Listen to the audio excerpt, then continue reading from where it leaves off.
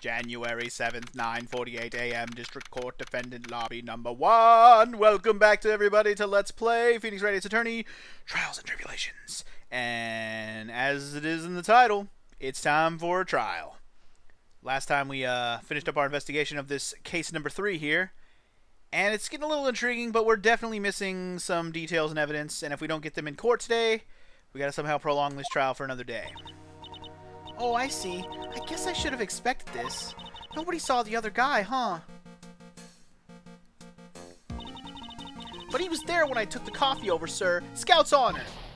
Maggie! Oh, there he is. Ah, Detective Gumshoe. Are you doing all right? How are you feeling? As if you need to ask either question, sir. Don't let him get you down, Maggie. Don't forget to eat well, okay? Roger. And you! Yes? You better square this case away. Got it, pal? Maggie's innocent, you hear? If you screw up, then I'll be doing some squaring away myself. Squaring away some paperwork for your arrest. I think he's serious? Hey, Detective, you're on our side for once, right? Yep. So you'll be able to help Maggie out, right? Really? Can you, sir? Of course. I've got the situation under control. I'm gonna be the first witness on the stand today. If something I say doesn't mesh with the facts, make sure you point it out, alright? Sure. Okay, we're forming a united front today, pal. You get me? We tried this before, if you remember in a previous game. Didn't work out so well right away. Pretty much Edgeworth had our fucking every turn. Edgeworth fucked us, but now we got a new guy to deal with. Anyway, I can't tell you how grateful I am, sir. I've always admired you so much, Detective. I know I can count on you. Looks like it should all go pretty smoothly today, huh? I can only wish. Yeah, right. Not with Godot on the case. Fucking Godot. Here we go. Oh boy, it's gonna be a fun voice day, I can already tell. Here we go. Court is now in session for the trial of Maggie Bird. The defense is ready, Your Honor. Oh boy, coffee time once again. You know he's ready when he starts the coffee. Ah, bitter. Mr. Wright. Yes, Your Honor? What's wrong? Nothing. It's just whenever I addressed you in the previous trial, your response was... You was talking to me? It was a little, well, intimidating. No. That wasn't me. That was the phony Phoenix. I see. So our trusty Phoenix Wright is back with us now, is he? Our trusty... So, Mr. Godot, your opening statement, please. Mr. Trite, whether you're a fake or the real deal, we will find out soon enough through this trial today. But I can already tell you I'm the real Phoenix Wright. I wasn't questioning whether or not you're Phoenix Wright or not. I was questioning whether you had studied law or not. That's what I intend to find out. Damn, there's no denying it. Behind that mask is a man who really hates me for some reason or another. And I'm very curious to find out who the fuck it is, but one day we'll have to find out. As everyone is aware, the court has already given its verdict on this case once. Therefore, I won't stand for irrelevant testimony during this retrial. Nor will I stand for a simple repetition of the evidence presented in the last trial. I'm not planning on repeating anything that phony me said. Trust me. Now then, Mr. Godot, please summon your first witness. We have two completely different attorneys on this case. Last time was the fake Phoenix and Mr. Payne, so this is going to be much different. Let's start with the formalities, shall we? Name and occupation. Witness, state your name for the court. Sorry, sir. The name's Police Department Detective. Occupation, Dick Gumshoe. Oh, God, he's all twisted already. Other way around, Detective. Sorry. Anyway, I'm the officer in charge of this case since yesterday, sir. Since yesterday? Yeah, the guy who was on the initial investigation's tied up with another case now. Hope Gumshoe's really got everything under control, for everyone's sake. I see. So, Detective Gumshoe, would you outline for the court the basic facts of the case? Yes, sir. The victim's name was Glenn Elg. He was a professional programmer. He was on the payroll of Blue Screens, Inc., a local company. This is the victim's autopsy report. The court accepts this into evidence. Alright, so now we got an autopsy. That's a piece of evidence I expected. And here are the floor plans of the restaurant. Oh, that might be useful too. Let's see. When the incident took place, the victim was sitting right here. The poisoned coffee was brought over to him by the waitress. The waitress being accused? Yeah. The victim died from poisoning almost immediately after he took a sip of the coffee. At the time of the incident, there were 2 other people in the restaurant. Mr. Sean Armstrong, the owner and chef, and a regular by the name of Mr. Victor Kudo. It still seems to be a very straightforward case to me. Tribune floor plans added. Alright. Come, detective, take up this hammer and nail the defendant's coffin shut with your own 2 hands. Now then, Detective Gumshoe, let's have your testimony. Yes, sir. Alright, here we go. What more does he have to say? He's got to explain what happened. Like, detail for detail, I guess? When the incident took place, the victim was alone at this table, sir. We understand that the guy, Glenn L., was listening to the radio at the time. Traces of poison were found in his coffee cup. And what we found was potassium cyanide. That stuff really packs a punch. And, looks like Ms. Bird might have had, well, some kind of motive. Oh, okay. I don't know about all that.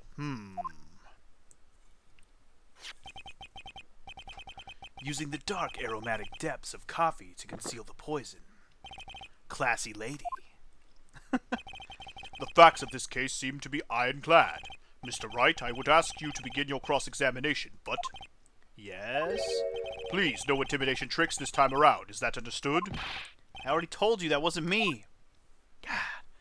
What you talking about, eh? Anyway. Yeah, the fact that we're probably not even going to have the fake Phoenix in here during this part of the trial is pretty much evidence that we're going to have another part to this. Like, there's going to be another day 2. Because there's no reason to bring that guy in yet until we prove, I don't know, something about this fake Phoenix being involved with this case. But anyway, let's start pressing. Can I stop you for just a minute? Huh? What is it? Did I say something that contradicts the evidence? He's so desperate for that to be true. He's practically crying. Your testimony just now doesn't match the testimony given by Miss Bird. She claims that there was another man at the victim's table. Yeah, that's what she said. Objection! Oh, it doesn't matter what she said. What killer wouldn't say that when faced with a homicide conviction? Hey, sadly, her testimony isn't supported by the owner or the other customer. Isn't that right, Detective Gumshoe? Yeah, it's true. There are 2 testimonies tie up on that. They both said that there was no other guy at the table. What should I do? Should I press on this point a little harder? I don't see why not. Well, maybe the other witnesses just missed him. Perhaps their view of the victim's table was obscured in some way. Huh. That argument is as weak as the coffee at Tribulations, trite. I have here in my possession a ticket. A ticket? Looks more like a photo to me. Yes, a one-way ticket to Guiltyville. Population, the defendant. Oh my god, dude, he uses way more cliche. Oh, hello. This is a photograph taken from near the entrance to the kitchen. But who the fuck took this photo? What? Or are we saying that we took this is after he did? Like this is like taken by the police after the fact. Okay. This is the scene as witnessed by the chef moments after the poisoning took place, correct? I think the court will agree that with such a clear view of the scene of the crime. How, Mr. Trite, could anyone have overlooked a second person at the table? Ugh. Well, I mean, I had to go for it, right? It certainly seems to show the victim's table extremely clearly. Alright, well, hey, another piece of evidence that we needed. I'm glad I pressed. Alright, well, let's keep pressing. He was listening to his radio, you say? Yeah, he had a portable radio in his chest pocket. Maggie told us that too, didn't she? Something about how one of them had some sort of earpiece. What should I do? Should I press on this point a little harder? Always press harder unless you shouldn't. And what was it that the victim was listening to on the radio, Detective Gumshoe? Huh? How should I know? Thanks a lot. We're now one step closer to the middle of nowhere. This isn't going very well, is it? Detective, could you perhaps tell us about the poison and how it was used? Alright, man. Pressing harder hasn't hurt me, so I'll just keep pressing harder until nothing bad happens. So, traces of the poison were found in the coffee cup, and nowhere else? Not sure I get you, pal. Was the poison a liquid, or was it a powder? If I had to put it in layman's terms, I'd say it was a powdery substance. So the poison could have been in anything that was on the table. Sugar, salt, pepper. Objection! Huh. Do you put salt and pepper in your coffee, trite? The victim took his coffee black with no sugar. Ugh. It seems that the poison could have only have been in that coffee. What should I do? Should I press on this point a little harder? Why not? Keep pressing, dude. Keep pressing. Are you absolutely certain that the victim even drank any of his coffee? Huh? What do you mean? According to this file, the poison was found in the victim's coffee cup. But what proof is there that the victim ever drank any of it? Oh, God. Oh, hey, you're right. That's what I was... Objection! Oh, jeez. Here we go. More evidence that we don't already have.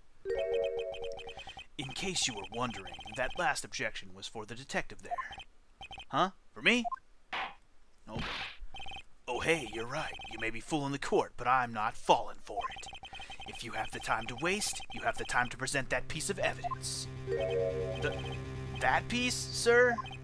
Yes, that piece. What piece was it again?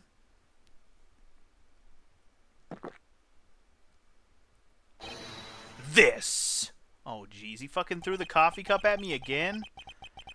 Should I be grateful that this coffee's only hot enough to give me first-degree burns? Oh, now I remember. This is the, victim's coffee cup.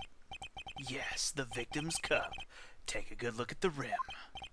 Oh yes, it's unmistakable. There is clearly a coffee stain on it. Conclusive proof that the victim did drink the poisoned coffee that was in this cup. The victim gulped down the bitter death that the waitress brought to him. Like this! Ah! Why the fuck does that throw you off so hard? For the record, the only prints on the cup were the victims and the defendants. Well, it makes sense. She fucking served it to him, and he drank it, so, I mean, there's not really anything we can say about that. Upon further investigation of this cup, we found a certain chemical substance. Oh boy. And what we found was potassium cyanide. Alright, pressing. We got 2 new pieces of evidence, so pressing has been a good thing. Potassium cyanide, I've heard of that chemical before. Exactly how strong is this poison, Detective Gumshoe? It's, well, that stuff's lethal, man. Eat too much, and you're history. How much is too much? Any? More than 0%? A lethal dose is 0.2 grams. That's about enough to finish anyone off. 0.2 grams? How much is that? You know when you swab your ears for earwax? Yeah, about that much. Oh, Lord, sorry. Earwax, huh? Sounds like something Gumshoe's got an abundance of. Such a small quantity of poison could have been concealed anywhere. Agreed. So not much to go off of there. And here's the motive thing. Some kind of motive? Yeah, but if you ask me, it's been blown way out of proportion. Objection! Oh boy. You know what my golden rule is, detective. Chuck out a bad cup of coffee, you can always get another. Huh? I don't get it. I'm saying, we can always get another witness on the stand if we have to chuck you out. Oh? So stick to the facts, detective. Now then, what was Ms. Burr's motive? Come on, Gumshoe. They said she wanted to steal a lottery ticket. I knew it. That's what we heard yesterday, too. It disappeared from the scene of the crime. And it wasn't just any lottery ticket. It was a winning ticket for $500,000. Ooh, such a big deal. Mr. Armstrong knew about the ticket, too, didn't he? But he stole the wrong one. Then is it possible Maggie stole the winning one? What should I do? Should I press on this point a little harder? Always press harder, Phoenix. Always. Wait a minute. The mere fact that the lottery ticket disappeared in no way implicates my client. Ha! I have here in my hand the very ticket in question. Fuck. And that was the one piece of evidence I was hoping wouldn't pop up. The winning ticket. That's $500,000 lottery ticket? female police officers found it when she was conducting a search of the defendant. Oh, what? And now we're fucked. Wow, that is... Wow, no wonder. Order! Huh. She's quite a lucky bird, our little waitress. You will submit that ticket as evidence to the court immediately. Huh. I better keep an eye on that ticket. The way the judge's voice is quivering. I think the judge might go turn it in for that $500,000, you know what I'm saying? This ticket was presented to the court in the previous trial, too. But it feels heavier now somehow. $500,000, you say? It's just a scrap of paper. What matters is where it was found, Your Honor. Betty wants to say it was found on Maggie's person. That's enough. The facts of this case seem overwhelmingly clear to me. The defendant had ample opportunity to commit the crime of which she is charged. Furthermore, it seems beyond reasonable doubt that she did indeed commit the crime. I like an old man who knows the score. There is also the matter of the $500,000 lottery ticket. That alone provides a very credible motive. I mean, for that sum of money, even I might be tempted to bend the rules. I don't mind an old man who's weak to the siren call of money. Not good, Nick. The evidence against Maggie's starting to pile up fast. Yeah, that's because the court has ruled guilty once already. I'd say it's about time to wrap up this repeat performance with one final decisive piece of evidence. He's got more evidence against Maggie? Shit. This is the apron the delightful Miss Bird was wearing at the time. Is that blood on there? I'm coffee and blood? I don't know. Wow, that's not the cleanest apron I've seen. that stain looks like it can't be blood, can it? Ha! It seems the star of our play was a little flustered. And somehow spilled coffee on herself. The coffee? That's not exactly the first thing that caught my eye. Of course, the coffee stain isn't the most interesting thing about this apron.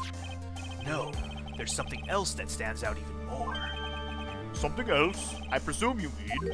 Of course, I'm referring to the pocket. The pocket? Come on, man. A search carried out right after the incident uncovered this. Potassium cyanide. The very poison used by the killer was in her apron pocket. A bottle of poison in Maggie's pocket? Yeah, and Maggie's prints were the only ones on it. Wait, what? Now I'm confused. Order! The court will accept these items into evidence. So an apron with a blood stain, a coffee stain pocket, and the potassium cyanide found in the pocket with only her fingerprints. Those are bad. Okay. There's something still bothering me, Mr. Godot.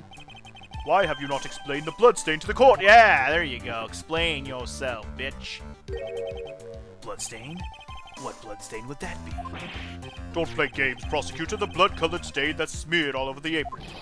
That's ridiculous. No one told me anything about a bloodstain. Wait, what? You don't need to be told. Just look at it. Well, detective, could this stain really be blood? No way, sir. It's just ketchup. Wait, what? Ketchup? She must have gotten some on her apron while taking someone their breakfast that day. You could have spoken up a little sooner, Detective Gumshoe. Pull a stunt like that again, and I'll have you drink 17 cups of ketchup. Witness. I thought everyone knew that. That's what it was already. I wonder how true that is, or if he just did that to cover up an extra piece of evidence. I'll be curious to find out if there's more to that later. I haven't seen anything yet to make me doubt the last verdict I ruled on this case. The motive, the opportunity, the supporting evidence, they have all been clearly established. Well, Trite, it seems you really are a phony after all. You really know how to drive a man nuts. Witness, please continue with your testimony. Describe for the court the crime scene and the findings of your investigation there. Alright, here we go. More details. Because all we got right now is stuff to incriminate Maggie. We need something that we can point out and go, hey, that means something. The crime was reported at 2:25 p.m. by a kind of scary old man, sir. Oh, here we go. Poor Maggie had passed out from the shock. It must have been real tough for her. The victim didn't have any identification on him, but we figured out who he was pretty quick, and then the investigation went smoothly. When Maggie was searched, we found the lottery ticket and the bottle of poison. And that was it. There was nothing else missing from the crime scene. Okay. You identified the victim and secured your prime suspect. Very good. Last chance to convince the lawyer. You're a real lawyer, trite. Don't count on any more cross-examinations after this one. So let the fun begin. Let it begin! Alright, bitch. Here we go. Here we go. Gotta find something. Let's press the fuck out of him. 2:25 p.m. by a scary old man. We already know who that guy is. A scary old man, Detective Gumshoe? There's an old man who's a regular at the restaurant where the incident happened. Ah, we're obviously talking about the same old man. Officers were dispatched right after the report came in, but the old guy still made a fuss. What took you so long? Then he hurled abuse at them, and seeds. Seeds. Ha, it was nothing. I caught each one with my teeth. Wait, what? Guess not even the mighty Godot can avoid being attacked by that guy. The old man was the only other customer in the place at the time. He took his time finding a payphone, apparently, so he was late reporting the crime. Okay. That's fine. Nothing interesting there as far as I'm concerned. How long was the defendant unconscious for? Officers got to the crime scene around 2:40. Maggie was still out cold in the kitchen at the time. It took another 10 minutes or so before she came to. I would have liked to have been on the scene myself. I bet you would have liked to have carried out the search, too. I would have loved to see Maggie asleep like that. I'm all pretty and peaceful. Bro. Bro. Not in court, bro. Save it for the bedroom, bro. Save it for some... Bro. Not in the courtroom. You're a professional detective, Gumshoe, not a professional bird watcher. Oh, boy. Save the romantics for your own time, detective. All we need to know about is the investigation. Oops, I guess I'm pretty red right now, aren't I? Yeah. You know Maggie's right there listening to this, right? He didn't have any? Are you saying that it was stolen, then? No, I don't think so. The victim didn't have a driver's license or even a credit card on him, pal. All he had was 58 cents in his wallet. 58 cents. Yeah, I can't believe I found someone with less in their wallet than me, pal. The victim sounds like he was a thoroughly miserable young man. Or some kind of outlaw. Why not give him a little bit of an edge? I think I'm onto something here. Wait, what do you mean you think you're onto something? What do you mean you think you're onto something? That he didn't have any identification? I mean, somebody probably stole the wallet, or at least stole stuff out of his wallet, right? Anyway, wait a sec. Huh? Did I say something dumb again? Let me paraphrase what you just testified to this court. The victim didn't have any form of ID on him. That's basically what you said, yes? Yeah, basically. In that case, how were you able to identify the victim so quickly? That's true. That is true. Oh, that.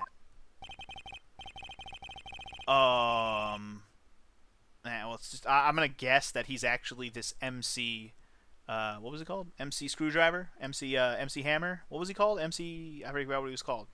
I'm gonna go ahead and guess that he's actually the MC, like he's the musical MC guy. Let's find out, though. He's so let down. He's got the whole sagging shoulders and puppy eyes thing going. There was a prescription bag on the victim's table along with the lottery ticket. It seems Mr. Glenn Elg visited his doctor before he went to Tribulations. Oh, never mind on what I was thinking then. We got the victim's name from the medical records of the doc who prescribed the meds. That's a reliable enough source for the court. What should I do? Should I leave this alone or ask to hear more? Hear more! So what sort of medicine was in the bag? Well, actually, the bag we found was empty. Huh? Yeah, completely empty. Huh, it was completely empty. Interesting. Huh. You're entering an empty paper bag as evidence. Desperate, are you, trite? Bitch, please. Now, what happened with the investigation after that, detective? I'm actually going to go back to that last one, press again, and get the other half of that, shit, because there was more to that in there. Wait a sec, huh? Let me get back to the part where we get to choose. Get back to the part where you choose. Maybe the other half isn't important, but we're going to do it anyways. Oh, we don't get to press again. Never mind. I must have pressed the right one then. Alright, fair enough. But the defendant had been passed out for a while, correct? In that case, isn't it possible someone planted the evidence in Maggie's pocket? Hey, yeah, you nailed it, pal. Happens to me all the time. We had a department party the other day, and when I got home, I was wearing the boss's shoes. God, here we go. Keep up this crazy testimony, detective, and those shoes will end up down your throat. Sorry. So trite. Someone planted the evidence in Maggie's pocket. That's a pretty bold statement. Care to back it up with some evidence? Well, I'd love to if I had any. It appears you have no evidence to support your theory, Mr. Wright. Continue with your testimony, witness. Yeah, I don't think I have anything to back up that claim. We can say it all we want, but we got nothing but stuff with her fingerprints on it right now. So no evidence for that. Alright. So the half a million billion dollar ticket, lottery ticket and the bottle of poison were accounted for. Yeah. Interesting. It's true that those two items are accounted for, but wasn't there another lottery ticket that was stolen that day? Oh, yeah. The one the restaurant owner took. He won a whole $1 with it. What a lucky guy, huh? And they're just going to let him get away with it. It was just $1, detective. Guess no one cares when it's that little, unless it's Gumshoe. If I don't find a hole in this testimony, the judge is going to hand down the verdict, man. Gumshoe isn't giving us anything to work with, and we can't find any contradiction if he doesn't give us something. Yeah, that's true. But Maggie and Gumshoe are like Dumb and Dumber. Our only hope is that they were so dumb they missed something obvious. Come on, Gumshoe, be the dumbest you've ever been! Oh my god, really? Wait, I have to come up with something right now? Shit, what do I have? Do I have anything that's going to help me out here? Hold on. Alright, so this is the article about the failed thing. That's not helpful right now.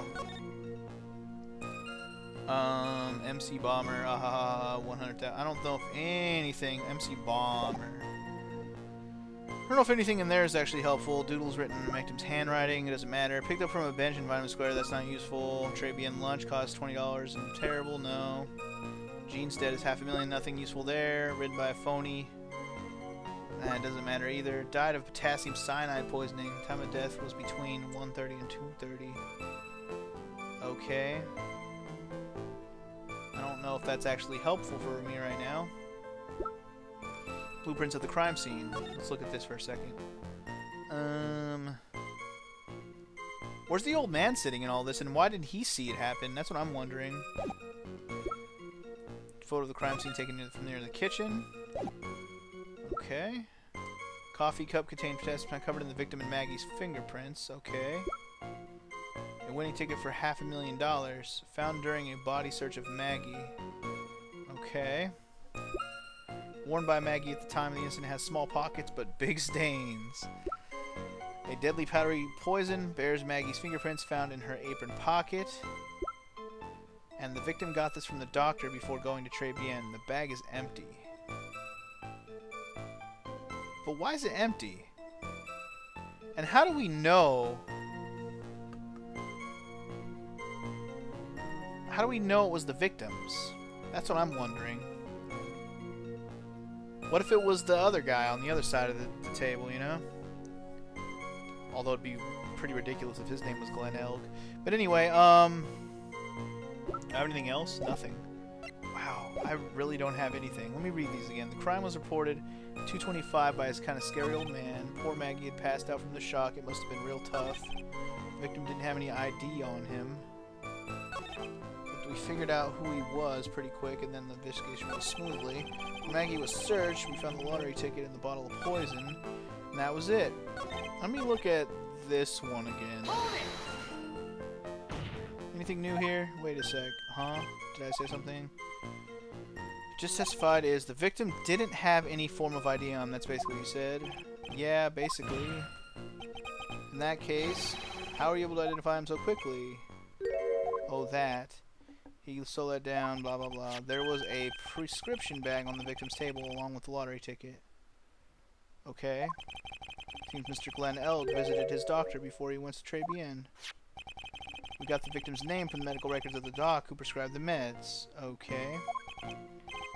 That's a reliable enough source. Okay, so what did we say on this one? He didn't have any. Are you saying that it was stolen then? No, I don't think so. Driver's license, credit card loan. 50 cents wallet. 58 cents. Yeah. Can't believe I found someone with less in their wallet than me. Victim sounds like he was thoroughly or some kind of outlaw. I think I'm onto something here. Maybe that's what it is. Let me save it because I'm about to just take a wild guess. I think what I'm going to do is I'm going to present the bag on that one because it kind of contradicts what he said before. Maybe it'll at least get him to revise his testimony and give me something to work with. I don't know, man. Right now I don't have much to say. All I can do is try something. So let's just try something. No, there goes. There it goes. There it goes. And there goes part of my goddamn fucking shit. God damn it. Huh. Okay. Of course you're on the wrong track, dude. That was dumb. I feared to quickly verify the investigation smoothly. When Maggie was searched, we found the lottery ticket and the bottle of poison. That was it. There was nothing else.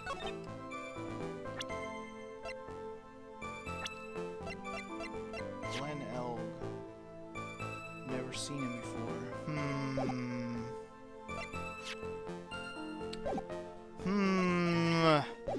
It's bothering me.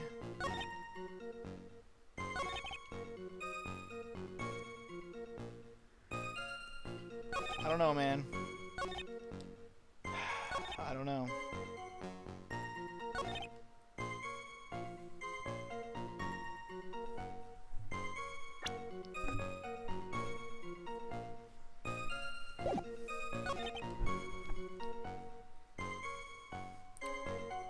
Wait a second. There was nothing missing from the crime scene. What about this paper? Because this paper has his handwriting on it. Let me try that. Nope. God damn it. Ah, okay, fine. Because, like, there's nothing missing from the crime scene. But I feel like that's what's missing. There's something that we don't realize was missing, but it was missing. Like, that's the only thing I can think of that would have something we could do. But do we have something that's missing?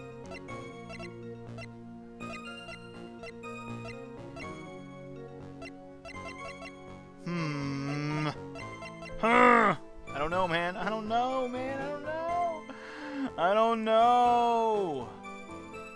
There's something. There's nothing else missing.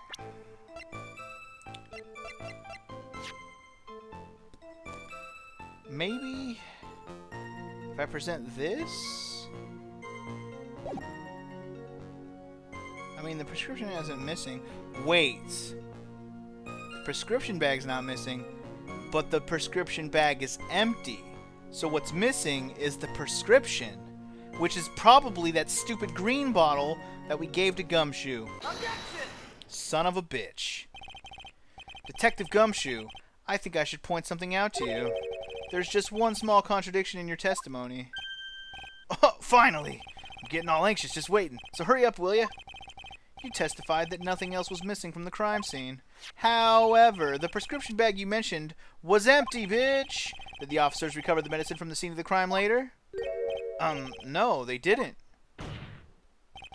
The victim was given a prescription right before going to Tribulations. Where, then, did the medicine disappear to? You are too cool, pal! Here we go. Alright, cool. Back on track. Took me a minute. I should have just presented that in hopes that something would have happened, but you know what? I got this. Indeed. Due consideration wasn't given to the victim's prescription in the previous trial. Witness, why do you always overlook such vital pieces of evidence? I guess that's the most careless thing I've done so far, huh? The victim was killed by poison, and the victim's medicine mysteriously disappeared. The victim's own prescription could have been the lethal poison itself. Oh yeah, this is true. This is very true. Order! Well, Mr. Godot, what do you have to say about that? That's all. What? Read for the court the name of the clinic on the prescription bag, if you will. What's the clinic's name got to do with anything? Oh, here we go. New Ear Otolaryngological Clinic. Otolaryngological. I can't even read that word, man. Just what kind of illness was the victim suffering from, Mr. Godot? Hardly an illness, Your Honor. More like a bitter war wound, you could say. A war wound? The day before the incident, Mr. Elg found himself in a fight. Wait, what? He took a blow to the side of the head and ruptured his eardrum. He ruptured his eardrum? Then what on earth was the prescription he was given? It was a cream that was to be applied topically inside his ear canal, not to be ingested. Applied topically? What kind of word? What? What? Well, it's starting to make sense what the hell, or why the hell the thing that we got in the kitchen didn't have any smell to it. That was probably the ear cream. But that also means that the fucking chef knows more than he fucking says he knows, damn it. Anyway, it's mentioned in the autopsy report, if you read the fine print. They found traces of the medication in the victim's left ear. Yes, here it is, in very, very fine print. It seems Mr. Elg correctly applied some of his medication while he was at Tribulations. Therefore, it would be absurd to believe that he would have eaten his medication. Ah! It seems that his medication is irrelevant to the case after all. No. Nick, if you don't think of something quick, it'll all be over. She's right. But I can't get away with any old weak objection. What should I do? Ah, shit. I mean, we know where the medication went, but what's important about it? I don't know. We don't have anything else to push on, though. Let's just do it. Only moments ago, Mr. Godot made the following statement. It seems Mr. L correctly applied some of his medication while he was at Tribulations. If that's the case, then why was the medication not found at the scene of the crime, bitch? Yeah, that's right. That's right. But the medication in question was for topical use inside the ear canal. That doesn't matter. Where is it? That doesn't change the fact that it could not be found at the crime scene, bitch. However insignificant it may seem, it's a lawyer's duty to pursue the truth, bitch. Oh, God. You know as well as I do that the medication is irrelevant. It hardly seems likely that a prescription drug would contain potassium cyanide. It hardly seems likely that the coffee the waitress served would contain it either. But it did. The possibility is undeniable, bitch. You wanna play the possibility game? We could play that shit all goddamn night, son. That's enough. Mr. Godot, is the detective the only witness the prosecution wishes to call? Mr. Godot. I've got my own witness I'd like to call, sir. It's the old man who was there in the restaurant on the day of the murder. Victor Kudo? The pigeon hater? Very well. The matter of the disappearing medication seems little more than trivial at best. However, it wasn't explored at all in the previous trial, and that is something that bothers me. Yay, good job, Nick. The court will adjourn for a 10-minute recess, after which we will hear the prosecution's next witness. Ha. I suppose this means I'll just have to finish you off in my last 6 cups. Court is adjourned for recess. Alright, we did it. And for the sake of my voice and the rest of the world, I think what we'll do is we'll take a break right here. So in the next episode of Let's Play Phoenix Wright Ace Attorney Justice for All, we'll interrogate the old man and see why in the fuck he didn't see shit. Why didn't he see anything, man? Is it because he was busy staring at Maggie's ass that he didn't see? I don't know. But clearly he missed something, or he is not saying something, or he's being ignorant of something, and the old man won't confess. I'm thinking we might have to bring Mia back into this, but hey, who knows? Maybe we won't. We shall see in the next one. Peace!